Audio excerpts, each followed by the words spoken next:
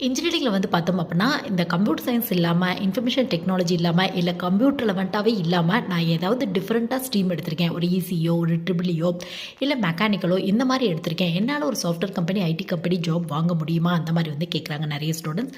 இதுக்கான பதில் என்ன அப்டின்னு பார்த்தோம் அப்டின்னா, இது நீங்க படிக்கிற காலேஜ் பொறுத்து டிஃப்ரெண்ட்டா இருக்கும் உங்களுக்கு. மோஸ்ட்லி ஒரு காலேஜுக்கு பிளேஸ்மெண்ட்க்காக ஒரு கம்பெனி வராங்க அப்டின்னா, மெஜாரிட்டி அது சாஃப்ட்வேர் கம்பெனி, ஐடி கம்பெனியே தான் இருக்கும். நெறைய கம்பெனி வந்து பார்த்தோம் அப்டின்னா, சிஎஸ்சி, ஐடி இவங்க மட்டும் இல்லாம, மத்த ஸ்ட்ரீம் எடுத்தவங்களுக்கும் ஸ்கில் இருக்கு. முக்கியமா கம்யூனிகேஷன் ஸ்கில், கம்ப்யூட்டர் பத்தி ஒரு பேசிக் நாலேட்ஜ் இதெல்லாம் இருக்கு அப்டின்னா ஜாப் வந்து குடுத்துட்டுருக்காங்க உங்களுக்கு. இல்ல நான் கம்ப்யூட்டர் பத்தி நல்லா லேர்ன் பண்ணிட்டு அந்த ஃபீல்ட்ல போகணும் அப்டிங்கிற ஒரு ஆசை இருக்கு அப்டின்னா, நீங்க எம்ஏ, எம்டெக்ல கம்ப்யூட்டர் சயன்ஸ் இன்ஜினியரிங் இல்ல இன்ஃபர்மேஷன் டெக்னாலஜி இல்ல கம்ப்யூட்டர் ரிலவென்ட்டா இன்னும் நெறைய ஸ்ட்ரீம்ஸ் இருக்கு உங்களுக்கு. ஸோ அந்த மாரி வந்து நீங்க சூஸ் பண்ணிக்கலாம். மோஸ்ட்லி இந்த ஸ்ட்ரீம்க்கு எல்லாமே வந்து பார்த்தோம் அப்டின்னா, யுஜில அதாவது பிஇ, பிடெக்ல எந்த ஸ்ட்ரீம் வேணாலும் எடுத்துருக்கலாம் அப்டிங்கிறத பேசிக் எலிஜிபிளா வந்து ஃபாலோ பண்ணிட்டு இருக்காங்க. ஸோ கேட் ஆன்சர் எழுதி உங்களுக்கு பிடிச்ச மாதிரியான காலேஜ் வந்து சூஸ் பண்ணிக்கங்க.